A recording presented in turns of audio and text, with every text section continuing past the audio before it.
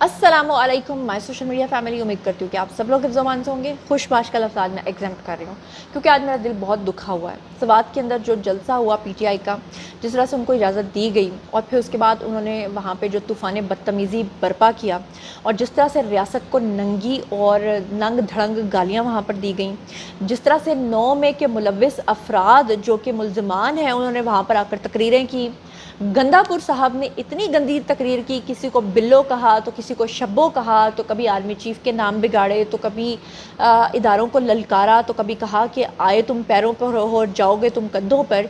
क्या क्या गंदगी बिखेरी और उसके बाद भी इदारों का खामोश रहना, अदलिया का उनको बार बार सपोर्ट करना, अदलिया का उनको बार बार जो है रिलीफ देना और इदारों का कुछ ना करना। मेरा आज शिकवा असल में उनके साथ है। तो चलिए जनाब शुरू करते हैं पहली खबर से। तो जनाब सबसे पहले ज़रा आप ये गौर फरमाइएगा, मोहतरम क्या फरमा रहे हैं। वो कह रहे हैं कि इस दफ़ा जब हम निकलेंगे तो तुम्हारी दास्तां भी ना होगी दास्तानों में। कहते हैं कि इस दफ़ा जब हम निकलेंगे तो ये मजाक अब मज़ीद नहीं चलेगा। हम अपना हक़ लेना और छीनना भी जानते हैं, अपने हक़ के लिए लड़ना और मरना भी जानते हैं। क्या फरमा रहे हैं, ज़रा मुलाहिज़ा फरमाइए। और इंतजार में है कि इमरान खान एक दफा हमें पुकारे कि निकलो। इस दफा जब हम निकलेंगे तो खुदा की कसम दास्तान भी नहीं रहेगी तुम्हारी दास्तानों में। तुम लोगों ने जो मुल्क से एक मजाक शुरू किया हुआ है इदारों के नाम पर, स्टैब्लिशमेंट के नाम पर, ये मजाक मजीद नहीं चलेगा। हम अपना हक लेना भी जानते हैं, अपना हक छीनना भी जानते हैं, हक के लिए लड़ना भी जानते हैं और हक के लिए मरना भी जानते हैं इंशाअल्लाह। ज़रा आगे सुनिए। मोहतरम फरमाते हैं कि खुदा की कसम इस्लामाबाद तो क्या, तुम पाकिस्तान में भी नहीं रहोगे। पाकिस्तान तुम्हारे बाप का नहीं है। 2 दिन में कश्मीर वालों ने तुम्हारी हवा निकाल कर रख दी। पश्तून निकल आया तो तुम्हारा पता भी नहीं चलना। क्या फरमा रहे हैं, हैव अ लुक। सुन लो, जहां जहां तक आवाज यहां से जा रही और यहां से आगे मोबाइलों से जाएगी, खुदा की कसम तुम लोग इस्लामाबाद तो क्या पाकिस्तान में भी नहीं रहोगे। ये पाकिस्तान तुम्हारे बाप का नहीं है कि तुम समझते हो कि तुम यहां बैठ गए और मैंडेट चोरी करके तुम बैठे रहोगे। डरो उस दिन से कि इमरान खान एक आवाज लगाए और हम यहां से निकले, अभी हम पहुंचे भी नहीं होंगे और तुम पता नहीं कहां पहुंच जाओगे। कश्मीर वालों से पूछो उनसे कि तुम्हारी आजादी की जंग किसने लड़ी तुम्हारे साथ। वो एक ही नाम लेंगे, पश्तून। 2 दिन में तुम्हारी उन्होंने हवा निकाल दी है। ये पश्तून निकल आया, तुम्हारा पता भी नहीं चलना।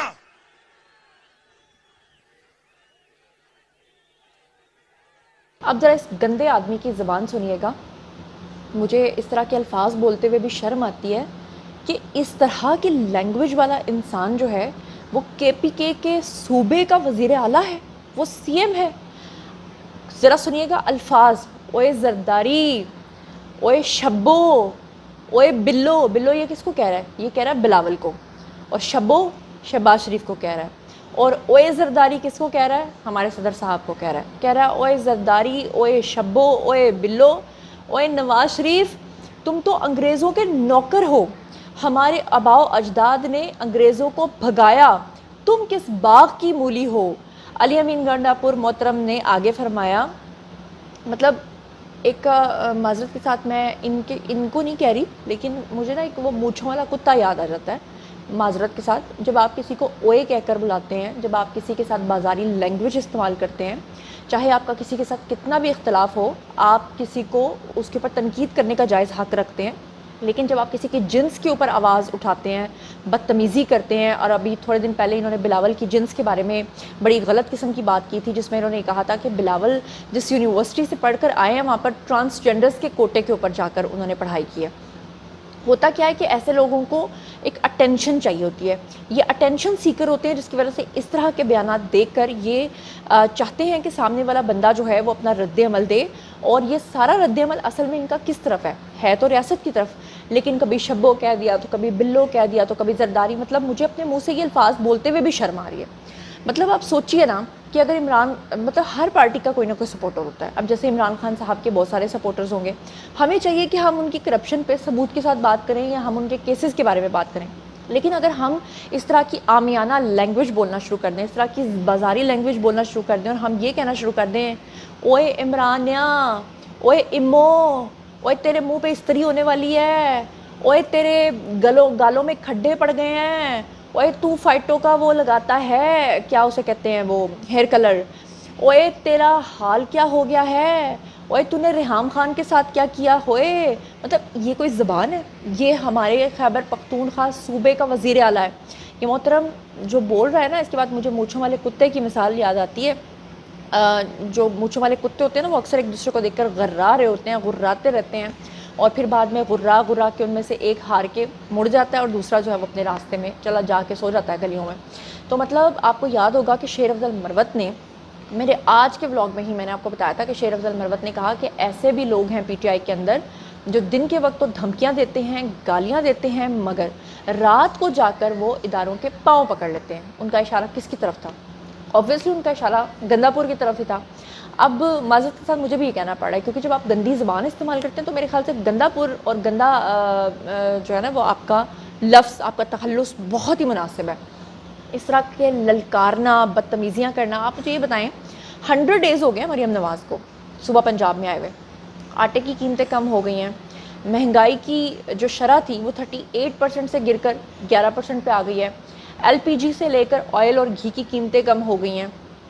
بجلی کی قیمتوں میں بہرحال میں مانتی ہوں کہ ابھی تک خاطر خواہ اس طرح سے کمی نہیں ہوئی ہے، لیکن مہنگائی کافی حد تک کنٹرول ہو گئی ہے.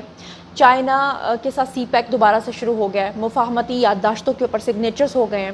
پنجاب کے اندر جو ہے وہ آپ کو پتہ ہے کہ موبائل وینز جس طرح ہوتی ہیں اس طرح سے انہوں نے ہاسپٹلس چلتے پھرتے شروع کر دیے ہیں لوگوں کی صحت کے لیے، اور پورے پنجاب کے جو ہاسپٹلز ہیں ان کو اپ گریڈ کیا گیا ہے. مطلب کون سا ایسا کام ہے جو ہماری سی ایم نے نہیں کیا؟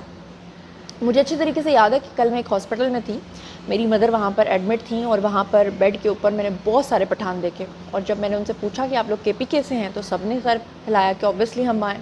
تو میں نے ان سے، یہ بائی گاڈ میں آپ کو بالکل سچی بات کر رہی ہوں، کہ میں نے ان سے پوچھا کہ علاج کروانے کے لیے آپ کے پی سے پنجاب آتے ہو اور گالیاں دینے کے لیے جو ہے وہ آپ سب کو گالیاں دیتے ہو. یقین مانیے کہ لٹرلی ان کی جو بیویاں تھیں نا ٹوپی والے برقعوں والی، وہ اس طرح بیٹھی ہوئی میری بات سن رہی تھی، اور ان سب کے شوہر جو یا آدمی یا کسی کا باپ یا کوئی بھی تھے، ان سب نے میری ہاں میں ہاں ملائی اور کہا کہ پنجاب جب ہم آتے ہیں تو کماتے بھی یہاں سے ہیں، مزدوریاں بھی یہاں پر کرتے ہیں، پیسے بھی یہاں سے لے کر جاتے ہیں، علاج بھی یہاں سے کرواتے ہیں. کے پی کے اندر تو ہم سے دریا پار نہیں ہوتا، وہاں پہ تو برجز تک نہیں ہیں. ایک پہاڑ سے دوسرے پہاڑ پہ جانے کے لیے ہم مختلف قسم کی بولیوں کا استعمال کرتے ہیں اونچی اونچی آواز میں، اور وہاں سے ہم پیغام بھیجتے ہیں. یعنی آپ اندازہ کر لیجئے کہ اس وقت کے پی کے کی کیا صورتحال ہے. یہ جو گندہ پور صاحب ہیں، ان کو نہیں چاہیے کہ یہ پشاور کے اندر کے پی کے اندر جو ہے وہ ترقیاتی منصوبوں کے بارے میں بات کریں، کارکردگی کے بارے میں بات کریں، ٹورزم کے اوپر بات کریں. پوری دنیا کے اندر ٹورزم جو ہے وہ اتنا فلرش کر رہا ہے، تو وہ بتائیں کہ چلو کچھ اور نہیں کر سکتے تو ایٹ لیسٹ ہم اپنی معیشت کے اندر اسی چیز کا ایک باغ دوڑ سنبھال لیں کہ پورے کے پی کے اندر جو ہے وہ صفائی کروا دیں. وہ جو جگہ جگہ آپ کے شاپر گرے ہوئے ہیں، مجھے شاپروں سے یاد آیا کہ مریم نواز نے تو وہ بھی بند کروا دی ہیں پنجاب کے اندر، کہ بھی اس سے آلودگی بڑھتی ہے. تو پلاسٹک بیگز کا استعمال ختم کروا دیں. کوئی ٹورسٹ جو انٹرنیشنل ہیں ان کو اٹریکٹ کریں کہ وہ کے پی کے اندر آ کر پاکستان کی خوبصورتی کو ایکسپلور کریں اور آپ کو زر مبادلہ ملے. یہ جو آپ کا صوبہ دیوالیہ ہوا پڑا ہے، آپ اس طرح کی دھمکیاں دے کر کیا ثابت کرنے کی کوشش کرتے ہیں؟ یعنی کہ انہوں نے لوگوں کو ٹرک کی بتی کے پیچھے لگایا ہوا ہے کہ جی جیسے ہی کارکردگی کے اوپر بات آئے، لوگوں کا دماغ کارکردگی کے اوپر نہیں آنے دینا. فوری طور پہ جو ہے نا آپ نے ان کو گالیاں دینا شروع کر دینا، تاکہ لوگ جو ہے نا وہ اگریشن کی طرف سوچتے رہیں اور آپ سے پوچھنے کا ان کو ٹائم ہی نہ ملے کہ محترم آپ نے خود کیا کر کے دکھایا. اور اس پہ سب سے زیادہ غصہ جو ہے نا وہ مجھے اپنی پاک فوج کے اوپر ہے. سیدھی بات ہے، مجھے تو بھائی اسٹیبلشمنٹ کے اوپر بہت زیادہ غصہ ہے، جنہوں نے اب تک 9 مئی کے لوگوں کو کوئی سزائیں نہیں دلوائیں، جن کا ابھی تک محاذ جو ہے وہ عدلیہ کے ساتھ چل رہا ہے، جنہوں نے ابھی تک 9 مئی کے لوگوں کو نشان عبرت نہیں بنایا ہے، جنہوں نے ابھی تک مفرور لوگوں کو نہیں پکڑا ہے. اور میں یہ کہوں گی کہ جنہوں نے ابھی تک یہ گندہ پور جو ہے جب جا کے ان کے پیر پکڑتا ہے تو اس کو اس کی گچی سے کیوں نہیں پکڑتے، اس کو اس کے بالوں سے کیوں نہیں پکڑتے، اس کو اس کی مونچھوں سے کیوں نہیں پکڑتے کہ اوئے یہ جو تو اوئے توئے کر کے بات کرتا ہے نا، آج آ تجھے ہم جواب دیں. اس کو مسلط کر کے رکھا ہوا ہے. اور اس کا مطلب پھر یہ ہوا نا کہ جب وہ بجلی کی لوڈ شیڈنگ ہوتی ہے اور اگلا آپ کو دھمکیاں دیتا ہے اور پھر وہ اگلے دن ٹھیک ہو جاتی ہے، تو اس کا مطلب ہے کہ اگلا سمجھتا ہے کہ ہاں جی بھائی مجھے یہ کرنا ہے، میں یہی کر کے جو ہے نا اپنی بات منواؤں گا. پتہ نہیں کیوں اس طرح کے لوگوں کی باتوں میں پھر ریاست آتی ہے. میں تو سیدھی بات کروں گی بھائی. وہ کور کمانڈر کانفرنس ہوتی ہے اور اس کے اندر یہ اعلامیہ جاری کر دیا جاتا ہے کہ 9 مئی کے لوگوں کو نشان عبرت بنائیں گے. مجھے پتہ ہے کہ اسٹیبلشمنٹ کی طرف سے کوئی اسپوکس پرسن اس وقت نہیں ہوگا, لیکن اگر کوئی ہوتا تو وہ لوگ یہی کہتے کہ بھائی ہم تو سزائیں دینا چاہتے ہیں, لیکن عدلیہ اس میں جو ہے وہ اپنا کردار منفی جو ہے وہ کردار ادا کر رہی ہے. تو پھر عدلیہ اگر نہیں سوچ رہی ہے تو آپ ہی سوچ لیجئے کہ آپ کو کیا کرنا ہے اور کس طرح سے کرنا ہے, اور ایک چیز کو کرنے کے کتنے سارے طریقے ہوتے ہیں, پھر وہ طریقہ آپ کیوں نہیں استعمال کرتے. یہ میرا ایک سوال ہے. اور پھر یہ حماد اظہر جیسا شخص جو کہ 9 مئی کے واقعات کے بعد چھپا بیٹھا ہے, پھر اچانک سے یہ سامنے آتا ہے اور یہ باربیکیو کرتا ہوا آپ کو نظر آتا ہے, اور اب یہ کل کے جلسے کے اندر جو ہے کھڑا ہو کر ہرزہ سرائی کر رہا تھا, اداروں کے بارے میں آل فال بک رہا تھا. ذرا اس کی بھی سن لیجیے. اس کو ان چھوٹے لوگوں نے ایک 8x10 کے ڈیکسل کے اندر بند کیے رکھا ہے. یہ گندا پور نے جو گندی تقریر کی ہے, اس کا ذرا مین پوائنٹس جو ہیں, ابھی تو میں نے کچھ آپ کو سنوایا ہے, سارے تو میں آپ کو سنوا نہیں سکتی, ذرا پڑھ کے سناتی ہوں, ذرا غور فرمائیے گا. پورا بیان میں نے لکھا ہے. محترم فرماتے ہیں, آؤ گے اپنے پیروں پر, جاؤ گے کندھے پر. یہ کس کو کہہ رہے ہیں, کس کو کہہ رہے ہیں, سمجھ جائیں کس کو کہہ رہے ہیں. اور میں آپ کو بتا دوں کہ گندا پور کا مزید ٹیکس دینے سے بھی انکار, یہ وہی وتیرہ ہے کہ جب آپ کو یاد ہوگا کہ عمران خان صاحب جو ہیں وہ لوگوں کو اکسایا کرتے تھے کہ آپ نے ریمیٹنسز پاکستان نہیں بھیجنے, کہا کرتے تھے کہ آپ نے ہنڈی کا استعمال کرنا ہے, کہا کرتے تھے کہ اپنے بجلی کے بلز کو جلا دو. تو اوبیسلی جیسا لیڈر ہوگا ویسا اس کا فالوور ہوگا, ویسا اس کا پیروکار ہوگا, کیونکہ پی ٹی آئی کے اندر اگر کوئی اچھی کارکردگی دکھانا چاہتا ہے تو وہ شرافت کے ساتھ بات کرے تو اس کو پسند نہیں کیا جاتا, اس کا پہلے استعمال کیا جاتا ہے. جب وہ مقبول لیڈر بننے کی طرف جا رہا ہوتا ہے تو پھر اس کو مروا دیا جاتا ہے, جیسے کہ شیرفت المروت کی مثالیں آپ کے سامنے ہیں کہ ان کا استعمال کیا گیا اور کس طرح ان کو سائڈ لائن کر دیا گیا. رؤف حسن کی مثال آپ کے سامنے ہے, کس طرح سے اس بندے نے خواجہ سراؤں سے مار کھا لی, ان سے بلیڈ لگوا لیا, لیکن اس کے بعد دیکھیں کہ پی ٹی آئی کے اندر سے ہی آوازیں اٹھ رہی ہیں کہ رؤف حسن کی ہمیں ضرورت نہیں, ان کو ہٹا دو. اب سنیے گا کہ سوات کے اندر یہ جلسہ ہوا اور وہاں پر یہ گندا پور جو صاحب ہیں انہوں نے فرمایا کہ بانی پی ٹی آئی نے اگر نکلنے کی کال دی تو پھر ہم بتائیں گے, یعنی کہ ابھی بھی ان کو بتانا ہے, یعنی 9 میں گزر جانے کے بعد, سپریم کورٹ کے باہر اپنی نکریں لٹکانے کے بعد بھی ان کو لگتا ہے کہ ہم بتائیں گے. محترم فرماتے ہیں کہ قبضہ مسلط کرنے والے اور مینڈیٹ چوری کرنے والے پاکستان میں کہیں نہیں چھپ سکتے. ہم اپنا حق چھیننا اور لینا جانتے ہیں, جبر سے ہمارے لوگوں کی وفاداریاں تبدیل نہیں کرا سکتے. یعنی کہ رات کو جا کر یہ محترم جو ہیں جب ٹن ہوئے ہوتے ہیں اور جا کر پیر پکڑ لیتے ہیں, میرا خیال ہے اس وقت ان کا ایک ویڈیو بنا لینا چاہیے اور اس کو لیک کرنا چاہیے تاکہ قوم کو ان کی اصلیت کا پتہ چلے. اچھا, پھر اس کے بعد یہ محترم جو ہیں وہ دھمکیاں دیتے ہوئے کہتے ہیں کہ خیبر پختونخوا میں مزید ٹیکس نہیں لگانے دیں گے, آؤ گے پیروں پر, جاؤ گے کندھوں پر. کبھی کسی سی ایم کو آپ نے اس طرح سے اسٹیٹ کے لوگوں کے ساتھ بات کرتے سنا ہے؟ یعنی کبھی ٹیکس جو پوری دنیا دیتی ہے اس کے اوپر آپ نے کبھی کسی کو اس طرح سے دھمکیاں دیتے ہوئے سنا ہے؟ اور اگر ان محترم سے یہ پوچھا جائے کہ آپ کی کارکردگی کیا ہے تو وہ جس طرح غبارے میں سے ہوا نکلتی ہے نا, آپ پن مارو تو ٹھس اور پھس ہو جاتا ہے. اچھا, محترم فرماتے ہیں کہ ملک شخصیات سے نہیں آئین سے چلتے ہیں. جعلی کیسز میں ہمارے لیڈر کو سزائیں دی جا رہی ہیں. پختونخوا والوں کو یقین دلاتا ہوں کہ ان کے ہر مسئلے کو حل کریں گے, جو کہ ابھی تک نہیں کیا. اتنے دن گزر گئے ہیں, آپ نے کیا کر کے دکھایا؟ مطلب میں کے پی کے جتنے بہن بھائی ہیں ان سب سے پوچھنا چاہتی ہوں کہ آپ نے کبھی اپنے سی ایم سے یہ پوچھا ہے کہ آپ نے کیا کیا ہے؟ ہاسپٹلس کی جو ابتر صورتحال ہے اس کے بارے میں کیا کیا ہے؟ کسی دریا کے اوپر آپ نے کوئی برج ہی بنا دیا ہو کہ لوگ جو ہے آسانی سے ایک جگہ سے دوسری جگہ جا سکیں؟ آپ نے تعلیم کے لیے کیا کیا ہے؟ ٹورزم کے لیے کیا کیا ہے؟ کچھ نہیں کیا. یہاں تک کہ آپ کا صوبہ دیوالیہ ہو چکا ہے, آپ نے اس کے لیے کیا کیا ہے؟ اس کے لیے بھی آپ وفاق کو جو ہے وہ دھمکیاں دے کے پیسے مانگتے ہیں. اور یہ جو گندا پور صاحب ہے انہوں نے مزید کہا کہ کے پی کے میں کوئی بھی غیر قانونی طریقے سے جنگل کاٹے اس کے ہاتھ کاٹ دو, رشوت لینے والوں کو نہیں چھوڑیں گے, ان کے ہاتھ توڑیں گے. اور مزیدار بات یہ ہے کہ یہ سب سے پہلے یہ نہ ہو کہ ان کے اپنے ہاتھ کٹے ہوں, کیونکہ یہ جو جنگلات کاٹنا, اس کی لکڑیوں کو بیچنا, بلین ٹری کا جھوٹا منصوبہ بنانا, یہ سارے کام جو ہیں یہ آلریڈی کرتے آ رہے ہیں اور کر چکے ہیں. محترم فرماتے ہیں کہ ہم صرف عمارات اور میدان نہیں ہیں, تمام سہولتیں دیں گے, تعلیم اور علاج دیں گے. کب دیں گے یہ نہیں بتایا. اچھا, پھر اس کے بعد محترم فرماتے ہیں کہ chairman P T I barrister Gohar جو ہیں انہوں نے بھی کہا کہ ملک آئین اور قانون کے بغیر نہیں چل سکتا. وہ دن دور نہیں جب بانی پی ٹی آئی کارکنان کے درمیان ہوں گے. بیسیکلی یہ لوگوں کو گرمانے کے لیے, ان کو بے وقوف بنانے کے لیے, ان کو جلسے میں اٹریکٹ کرنے کے لیے, ان کو بلانے کے لیے انہوں نے یہ سب کچھ کیا. لیکن میں آپ کو یہ بتا دوں کہ ان کے یہ ٹینٹرمز, ان کے یہ ٹیکٹکس اب زیرو، سپر زیرو ہوں گے، کیونکہ اب نہ تو کوئی ظہیر الاسلام صاحب ہیں، نہ کوئی باجوہ صاحب ہیں، نہ کوئی راحیل صاحب ہیں، اور نہ ہی باجوہ صاحب جیسا کوئی جگرا رکھنے والا شخص ہے کہ جو گالیاں کھا کے بھی خاموش ہے ابھی تک بیٹھے ہوئے. اور یہ عاصم منیر صاحب کا دور جا رہا ہے. یہ وہ دور ہے کہ آپ کو دھول چٹا دیں گے. لیکن پھر میں کہوں گی کہ میں اپنے اداروں سے ناراض ہوں جنہوں نے ابھی تک ان کو مزہ نہیں چکھایا. اور یہ جو انہوں نے ترقی کے کھوکھلے وعدے کیے ہیں نا، ذرا آپ سنیے گا کہ پی ٹی آئی دور میں جو ناقص معاشی پالیسیز تھیں ان کی، اور جو ان کا کرپشن تھا، اس کا سارا کچا چٹھا اس وقت میں آپ کے سامنے رکھنے چاہ رہی ہوں. صرف 2 منٹ مجھے دیجیے گا، 2 منٹ میں اتنی انفارمیشن دوں گی جو دوسرا کوئی آپ کو نہیں دے گا. پی ٹی آئی حکومت جو ہے وہ بظاہر سنگل پوائنٹ ایجنڈا یعنی کرپشن کا خاتمہ جو ہے اس کا اناؤنسمنٹ کرتی رہتی تھی. ہر وقت دوسروں کو کرپٹ بولتی رہتی تھی اور کہتی تھی کہ جناب باقی سب چور ہیں اور ہم جو ہیں وہ ایماندار ہیں اور ہم ہی صادق اور امید ہیں. لیکن اس کے برعکس پی ٹی آئی نے جناب کرپشن اپنے دور کے اندر عروج کے اوپر رکھی. اس کے نتیجے میں 2022 کے اندر ٹرانسپیرنسی انٹرنیشنل کی عالمی درجہ بندی کے اندر پاکستان 16 درجے تنزلی کر کے 124 سے 140ویں نمبر کے اوپر آ گیا. یعنی اسے کہتے ہیں کہ کہنا کچھ اور کرنا کچھ اور. پی ٹی آئی دور حکومت میں بدترین مالیاتی ڈسپلن کی وجہ سے پاکستان کا جو اندرونی قرضہ تھا وہ 70 سال میں اتنا نہیں تھا جتنا کہ ان کے دور حکومت میں بڑھ گیا. 70 سال میں 17 ٹریلین تھا اور صرف 3.5 سال کے اندر اندر جو ان کا دور حکومت گزرا اس میں 31.8 ٹریلین تک پہنچ گیا. پھر اس کے بعد یعنی 17 سے یہ پہنچ گیا 31.8 ٹریلین تک.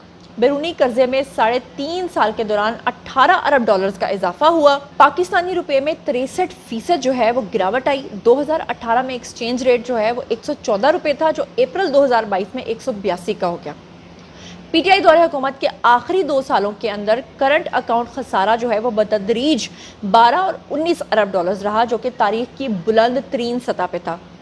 جب کووڈ آیا اس دوران پی ٹی آئی حکومت کا دیوالیہ جو ہے 2021 اور 22 تک نکل چکا تھا. آپ کو یاد ہے کہ عمران خان کے متعدد بیانات موجود ہیں جس پہ وہ بار بار پاکستان کو سری لنکا بنانے کی باتیں کر رہے تھے، کیونکہ کووڈ کے اندر جو ہے وہ گلوبل لاک ڈاؤن کی وجہ سے امپورٹس بند ہو چکی تھیں اور کرنٹ اکاؤنٹ خسارہ جو ہے وہ سرپلس میں بدل گیا تھا اور آئی ایم ایف سے 4.1 ارب ڈالر کی امداد اس کے علاوہ ملی تھی. لیکن 2022 میں تاریخی 19 ارب ڈالر کرنٹ اکاؤنٹ خسارہ اور کثیر اندرونی اور بیرونی قرضوں کی ادائیگی سے پاکستانی روپیہ جو ہے وہ شدید دباؤ کا شکار رہا اور نتیجتاً کیا ہوا کہ انٹرنیشنل کریڈٹ ریٹنگ ڈیفالٹ کے قریب جو ہے وہ پہنچ گئی.